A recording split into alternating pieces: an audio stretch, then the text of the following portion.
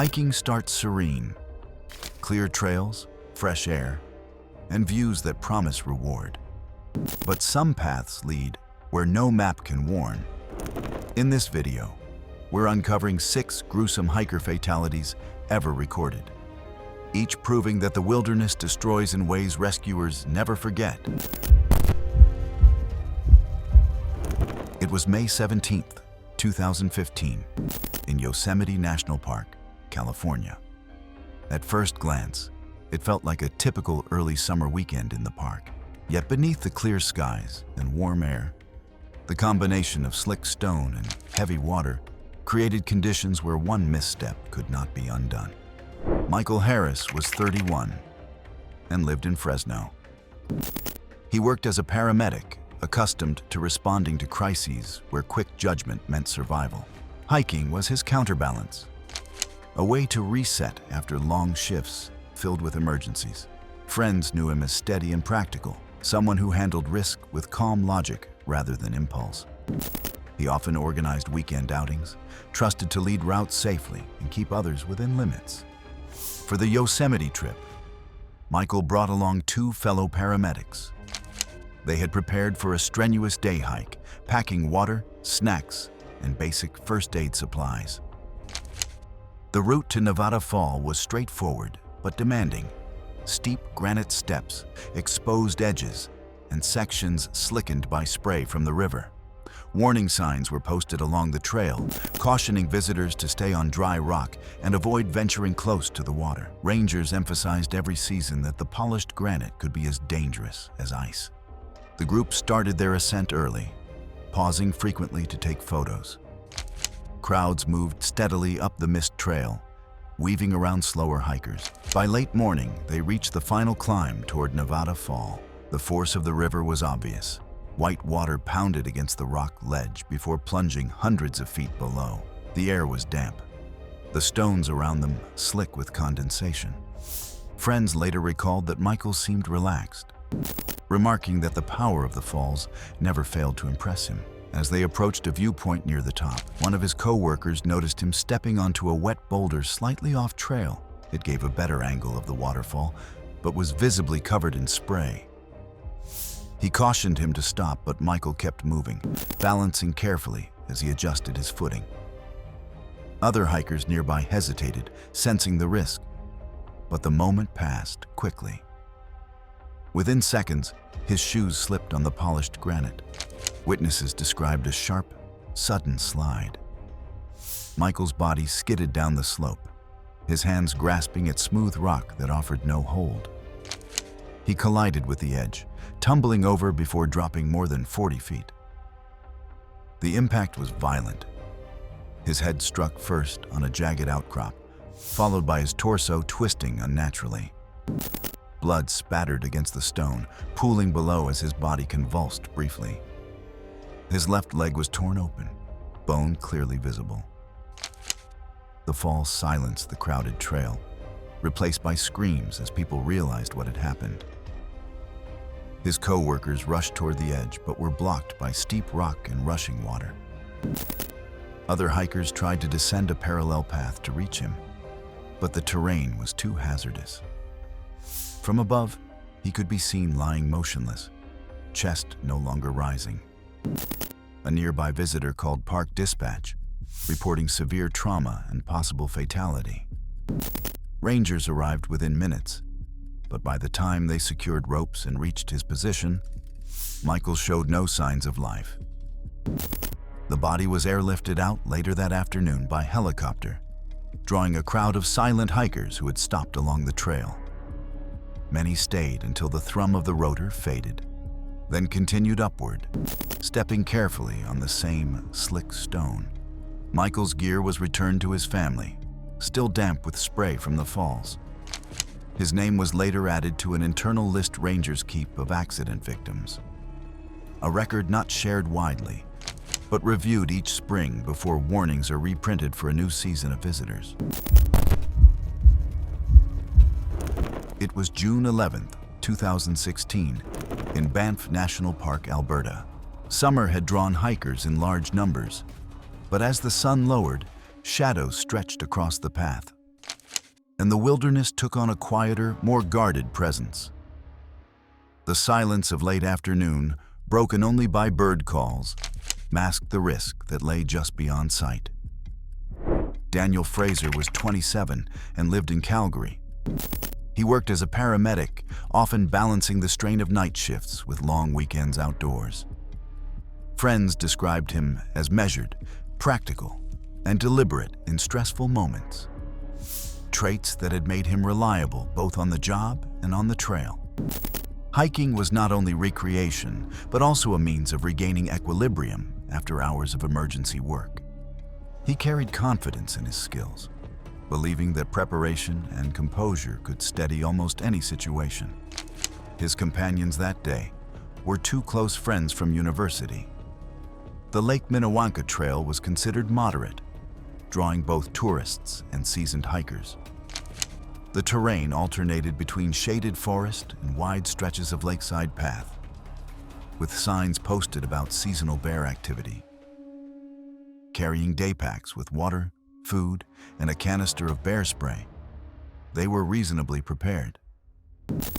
The trail, however, was notorious for frequent grizzly sightings. Rangers had issued advisories, reminding visitors that sows with cubs were especially unpredictable. They began mid-morning, moving at a steady pace along the shoreline. By afternoon, they had covered nearly 10 miles and debated turning back. The light softened, and the traffic on the trail thinned, leaving them in relative quiet.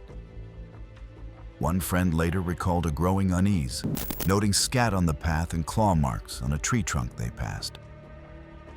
Despite the warnings, they decided to continue another stretch, confident in their awareness and gear. As they rounded a bend, the forest opened to a clearing. Less than 50 yards ahead, a grizzly sow stood with two small cubs. The bears lifted their heads, noticing the hikers instantly. The group froze, instinctively trying to retreat. Training suggested backing away slowly, but the cubs' presence heightened the danger. Within seconds, the sow lowered her head and charged. The distance closed far faster than the hikers could respond. Witnesses later recounted that Daniel shouted for his friends to hold their ground. But in the same moment, he stumbled on a root, falling to the ground. His friends tried to deploy bear spray but fumbled under the rush of adrenaline. The bear reached him first, striking with its weight and clamping down on his shoulder. He cried out as claws raked across his back. His companions yelled, threw rocks, and waved their arms. But the sow held her position, jaws locked. The cubs lingered nearby, watching. The attack escalated within moments. The bear bit into Daniel's neck, shaking his body as his movements weakened. Blood stained the grass beneath him. His friends shouted desperately, but realized they could not break the sow's grip. One attempted another spray discharge, but was too far downwind for it to reach. Overcome by panic, they made the decision to run for help, leaving Daniel pinned. Rangers dispatched after the report reached the trailhead arrived more than 30 minutes later. They found Daniel lifeless, his injuries catastrophic. The sow and cubs had already moved deeper into the forest. Evidence at the scene confirmed the sequence described by his companions. Claw marks in the soil, blood pooling around the clearing, and fragments of his pack torn nearby. In the days after, Parks Canada closed the entire Lake Minnewanka Trail system, posting rangers at major access points to turn hikers back. A helicopter was used to survey the area, spotting the sow and her cubs moving through adjacent valleys. Rather than destroy the animals, wildlife officers installed temporary warning boards and increased patrols along nearby routes, instructing visitors to travel in groups of 4 or more. It was October 22nd, 2016, in Hawaii Volcanoes National Park. Beneath the surface, the network of lava tubes stretched in darkness, their passages winding like arteries under the earth. For the geology students visiting that day, The site was both a classroom and a reminder of the unforgiving nature of volcanic terrain. Natalie Chen was 21, a geology major from Seattle. Her professors described her as curious and unflinching, eager to turn lessons into first-hand experience. She had joined the field trip to Hawaii with excitement, carrying notebooks filled with sketches of basalt structures and mineral deposits. Friends recalled that she thrived on detail, preferring to get as close as possible to rock faces or formations rather than observing from a distance. She wanted to pursue volcanology for graduate research, seeing danger as an unavoidable partner in understanding how Earth systems behaved. The group was equipped with helmets, headlamps, and gloves. Their instructors reminded them that lava tubes were unstable environments, formed by cooled crusts overflowing lava, with ceilings and floors prone to collapse. The floor could look solid, but conceal hollow spaces below. The students were warned to move together, stay behind the lead guide, and avoid straying too far toward the darker ends of the tube. Despite this, curiosity often pulled individuals forward, testing boundaries under the illusion of safety. That afternoon, Natalie moved closer to the front of the line. The tunnel opened into a wider chamber, walls glistening with mineral deposits. She paused often to shine her lamp upward, noting formations, before stepping a few paces ahead of the group. A guide called for everyone to slow down, but the dim light and excitement of exploration dulled the urgency of the reminder. The chamber floor appeared flat, covered in uneven basalt crust, with no sign of instability. Some classmates later recalled feeling uneasy as the group spread out in the chamber. The air felt warmer, and the crunch beneath their boots occasionally sounded hollow. Natalie knelt to take a closer look at a section of rock, then rose and stepped forward. At that moment, the ground gave way beneath her. The sound of cracking rock echoed through the chamber, followed by a sharp scream as she dropped into the darkness below. The pit was about 30 feet deep, carved by centuries of volcanic activity, and left concealed by a thin crust.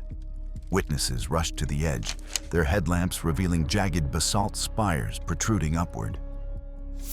Natalie's body lay twisted across the rocks. Blood streaked the stone where shards had pierced her torso. She gasped for air, her lips moving as though to form words, but the effort quickly faded. Students froze in shock, their instructors shouting for them to step back from the edge.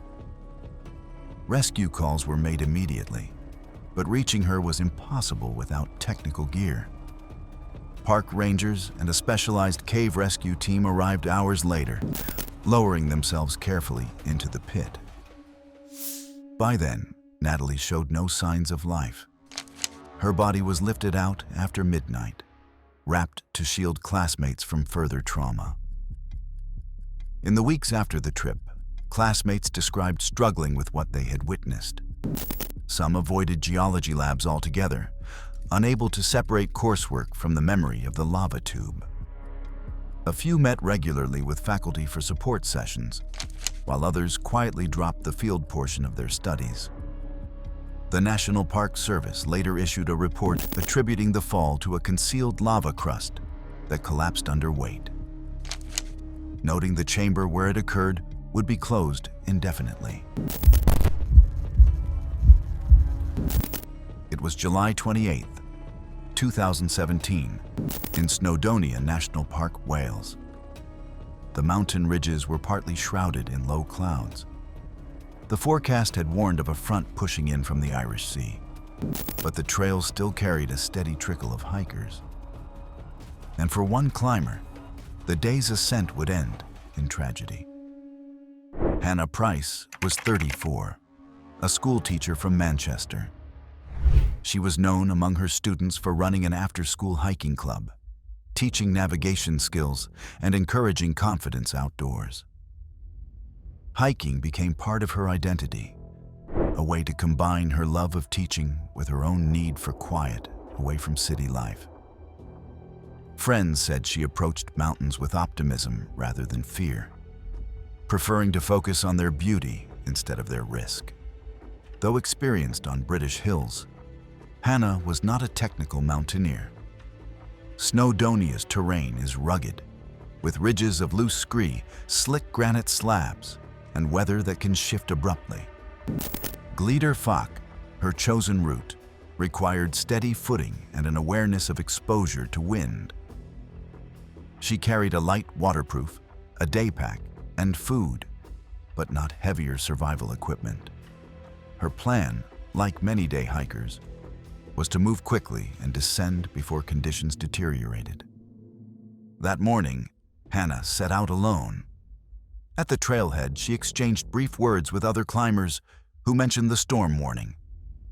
Some were turning back, noting the rapid cloud buildup. Hannah continued, convinced she could manage before the worst arrived. The first part of her ascent was steady, the air still warm, though gusts began to tug at clothing and scatter dust along the path. By early afternoon, the weather shifted. The clouds thickened, visibility narrowed, and the wind carried moisture that stung skin. The rocky ascent became slick, demanding deliberate steps. Hikers descending passed her with cautionary remarks, but she pressed on toward the summit plateau. Witnesses later said she appeared focused, not hurried, as though determined to complete the climb she had planned. Thunder rumbled across the valley, followed by sheets of rain that turned quickly to sleet. Temperatures dropped sharply, cutting through wet clothing. A pair of German hikers saw Hannah later in the afternoon, crouched low behind a boulder near the ridge, her arms wrapped tightly across her chest. They described her as trembling violently, unable to respond clearly when spoken to. Believing she intended to wait out the storm, they continued their descent, reporting her condition once they reached shelter. Mountain rescue teams mobilized, but the worsening storm delayed their progress. By the time they reached Hannah's position in fading light, she was unresponsive, lying on her side near the same rock. Her clothing was saturated and her skin was cold and pale. Despite efforts to warm her and attempt resuscitation, she was pronounced dead on the mountain. Exposure and hypothermia had overcome her within hours. Afterward, the local mountain rescue service issued a candid report. They emphasized how quickly hypothermia can set in when storms sweep across its high ridges, even in midsummer. In the weeks that followed, several of Hannah's students asked why their teacher, who had always stressed preparation, had been lost to something as simple as weather.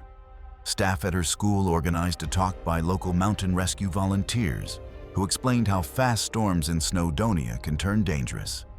It became part of the hiking club's routine, her absence shaping how the children understood both the beauty and the risk of the mountains. It was June 11th, 2017, at the Grand Canyon in Arizona. Morning light spread across the layered cliffs, catching dust in the air and giving the rim an amber glow.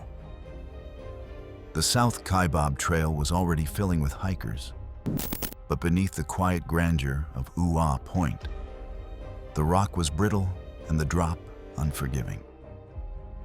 Rachel Moore, 42, had driven up from Phoenix with 3 friends, carrying her sketchbook in a canvas bag slung across her shoulder. An amateur painter, she worked in a small frame shop to pay the bills, but dedicated much of her spare time to desert landscapes. She was drawn to the way light bent over mesas and cliffs, a subject she returned to again and again in her oils and charcoals. Though not reckless, Rachel was known for pushing closer to the edges of viewpoints than most. Her friends sometimes teased her about chasing the angle. Her companions understood her habits. On hikes, she would pause for long stretches, staring across canyons before opening her book. At Ooh-Ah Point, The sandstone gives wide views over ridges that cut sharply toward the river. The trail is short but steep, with little rail protection at the overlook. Many hikers rest there before heading deeper. Rachel had been there before, but she wanted to capture the morning haze that gave the inner gorge its layered depth. She carried no professional camera, only her pencils and watercolors. The plan that day was simple: descend early before the heat, sketch at the viewpoint, then return to the rim by midday. The group brought water and snacks, but weather was not the concern.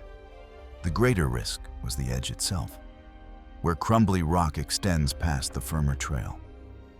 Guides caution against stepping out for photographs, yet many do. A volunteer ranger at the trailhead had reminded hikers to stay behind the rocks marking the safe zone. But Rachel and her friends did not take it as a personal warning. By late morning, the overlook was crowded. Tourists leaned over for pictures, while others sat on boulders catching their breath. Rachel waited until a group cleared and then walked closer to the cliff. One of her friends later said she was looking back over her shoulder, trying to frame both herself and the sweep of the canyon in the photo. She placed her right boot on a patch of pale rock just off the worn path. Beneath the surface, a chunk the size of a dinner plate shifted. The sound was small at first, a scrape of stone dislodging, but it sent Rachel's balance forward. Her friend said she flung her arms out, sketchbook dropping, and gave a single sharp cry before pitching over the edge. She struck an outcrop about 40 feet below with a heavy impact that silenced the overlook. Then her body rolled and fell again, tumbling through loose brush and striking the canyon wall repeatedly before disappearing from view.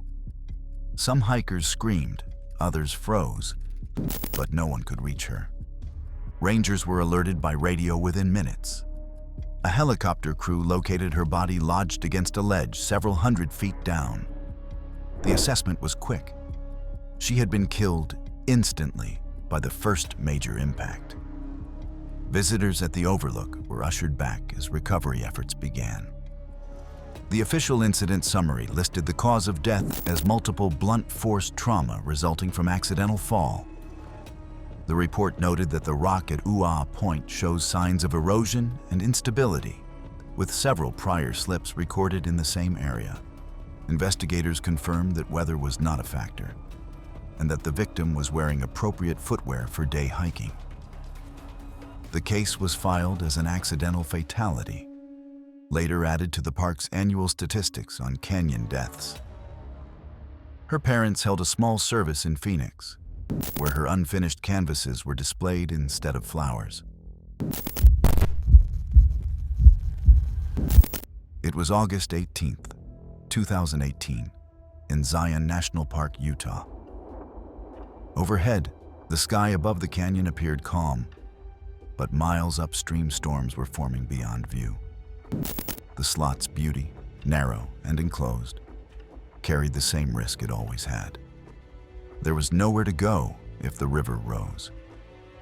Jessica Alvarez, 27, had come with 6 friends from Salt Lake City, where she managed a busy restaurant. She was regarded as the group's planner, the one who arranged carpools and permits, who kept track of schedules. Away from work, she was social and disciplined, a combination that made people trust her judgment. Hiking trips were her way of creating balance, and her friends often said they would not attempt canyons without her organizing. She wasn't reckless. Her style was cautious but confident, and she studied trail conditions closely. She had checked the weather that morning, reviewing forecasts that showed scattered storms, but nothing imminent. Zion's park office had posted the usual advisories. The Narrows always carried flood risk, and visitors were told to turn back at the first sign of change. Jessica explained to her friends that they would only go as far as Big Springs and would keep an eye on the flow. The Narrows' terrain was technical not because of climbing, but because escape was almost impossible once inside. The walls rose hundreds of feet, with only a handful of side canyons, and water could surge quickly without warning. By midday, the group had reached a section where the river narrowed to less than 30 feet across. The water was calm, knee-deep, with smooth gravel beneath. Other hikers were scattered ahead and behind, laughing and pausing for photos. The conditions gave no visible sign of danger. What no one inside the canyon could see was the rainfall 10 miles away on higher ground, where runoff was beginning to funnel into tributaries. The first hint came as a low vibration underfoot, the gravel shifting subtly in the current. A deeper roar followed, echoing between the walls before anything appeared. Hikers exchanged uneasy looks. Seconds later, the water darkened with silt and rose in a fast surge. Jessica urged her friends toward a shallow bench on the side, but the space was narrow and crowded with others scrambling for the same ground. The flow intensified rapidly, climbing from knee to waist height in less than a minute. Her friend said she tried to help one of them steady against the current when the main surge arrived. A wall of muddy water carried branches and debris, striking with enough force to sweep several people off balance. Jessica was hit squarely, knocked back into the current. One friend caught her wrist briefly, but the pressure tore her free. She was seen being thrown sideways into a rock face, her shoulder and head striking before the current spun her away. Her screams were drowned in the roar as she vanished around the bend. Rangers and rescue teams were alerted immediately. Helicopters searched from above, while crews moved downriver. Hours later, they located her body lodged between boulders several miles downstream. Her injuries showed she had been battered repeatedly by debris before being pinned. The search closed off parts of the Narrows until conditions stabilized. In the days that followed, Jessica's friends provided detailed accounts to investigators. Their statements were included in the official incident record, which emphasized how deceptive conditions inside the Narrows can be. Local coverage focused less on Jessica herself and more on the larger issue of flood risk. Reporters noted that while advisories had been posted, hikers often underestimated their relevance when skies appeared clear. Thanks for watching. If these stories of adventurers meeting their end entertained you, click here for more.